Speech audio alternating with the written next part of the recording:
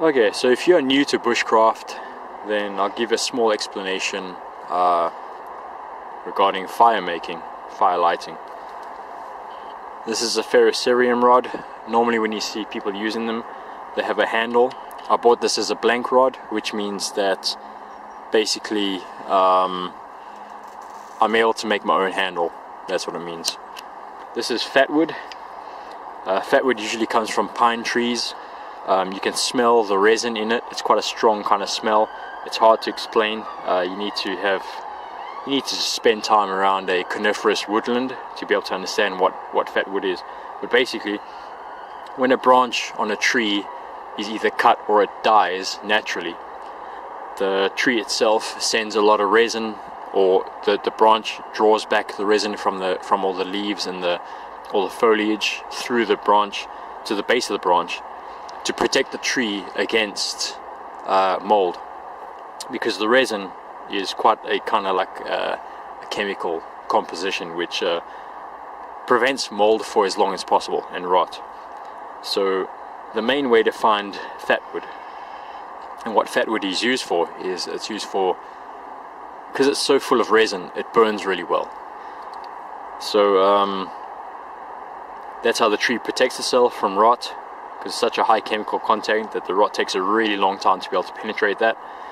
And usually it's the base. So for example, this piece here, you can see two branches coming off here, and there's quite a concentration. The redness is the resin.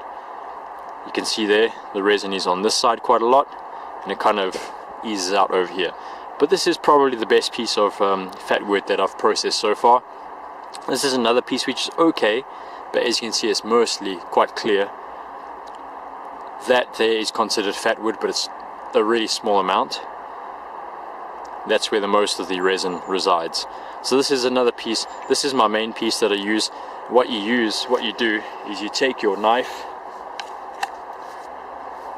It depends what type of knife you have. I've modified this. I've taken a file to the back of it, so now the edge is a perfect, not perfect, but it's a 90-degree edge. So I'm able to use the back of the knife to scrape a few shavings off here. And when you strike it with this Firesteel, so this is how you use a Firesteel. Take the knife. Normally you do it at this angle, but I'm finding it better since it's a modified knife. So you throw sparks from the ferrocerium rod. If you shave these off properly, then they should light, and then they burn at quite a high temperature.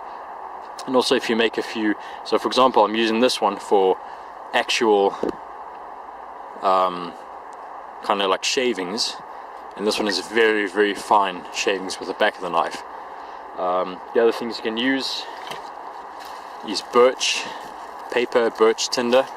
This burns at a really high heat, but it burns really quickly, so you need to have a succession of materials behind that. So I prepared today very well. I have birch tinder, I've got my fat wood, then I've taken hogweed. There's still some hogweed sitting proud pretty much, and it's really solid. It's been quite dry, so this is going to be a perfect second stage after this. So I'm going to start my fire today. This will be a backup. I have two things I want to experiment with. This is pampas grass, which is actually an ornamental grass, so you won't find this growing in a park unless it's a planted park. If a spark will get this lit.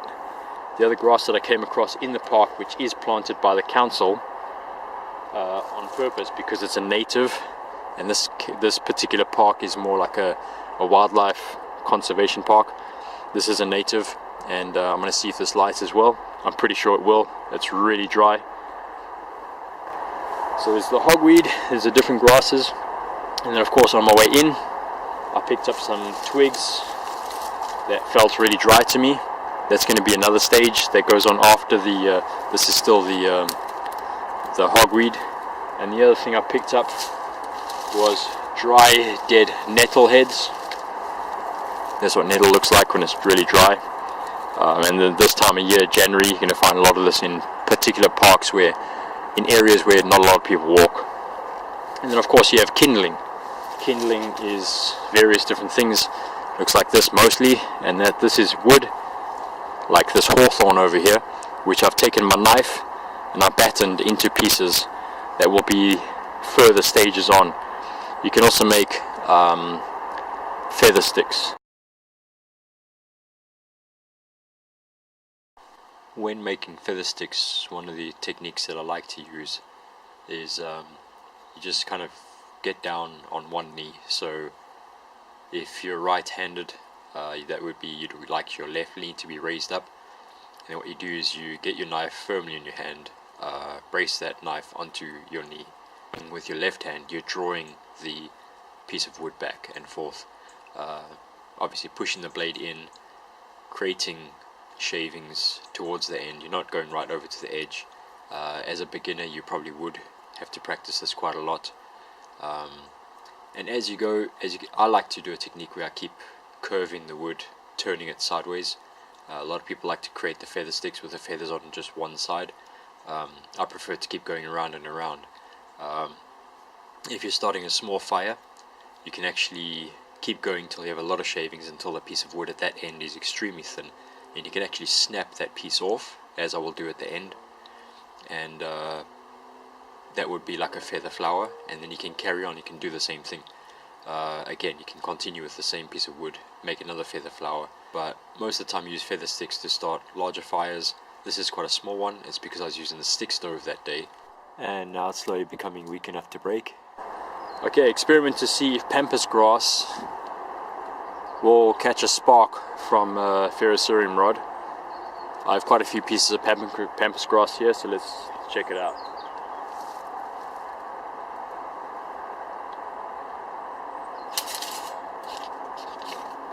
There we go. It does. Very quickly though, so you need to feed it. This is just an experiment, so I'm going to try next with the native grass. That was really quick. So if you had a piece of birch like I do here, you could probably get that lit and then carry on from there. So it's a very good immediate instant fire starter, and you can come up with a very papery kind of birch to then be able to carry on from there. Okay, so next we have the native grass. I do not know the name of it. This is something I saw and I picked up on the way in. Pretty sure it's going to light up pretty immediately as soon as there's a spark.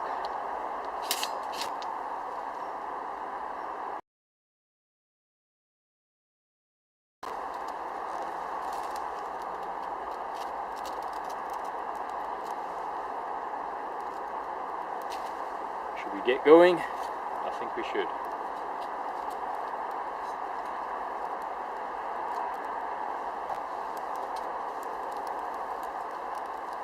So in we go with the hogweed.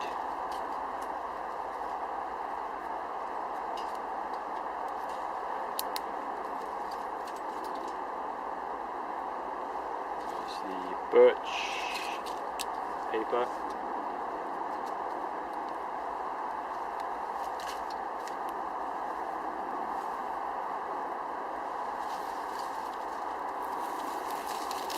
Dead bits of nettle.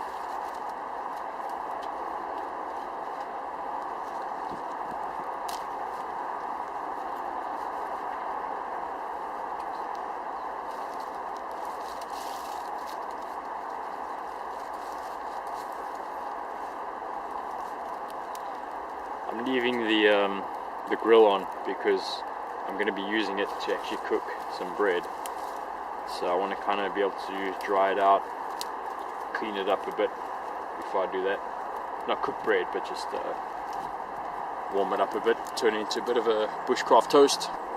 And there we have it. With stick stoves you just have to be really careful. Starting them off, you could end up with a dead fire within a couple seconds or minutes. But once they're going, as you can see, they do pretty well.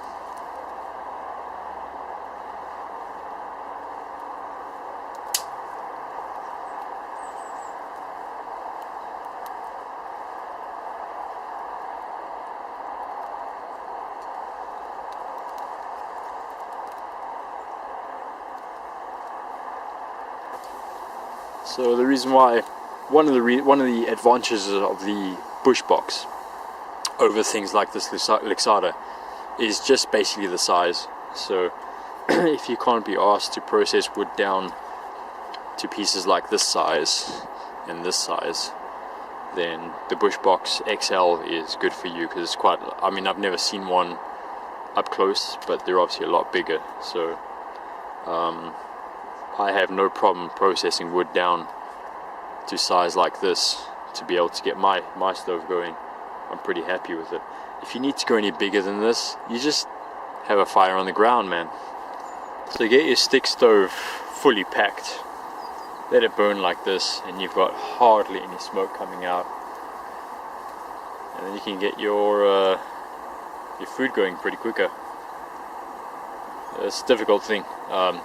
Stick stoves don't work like a normal fire, so you just need to get a bit of experience working with them.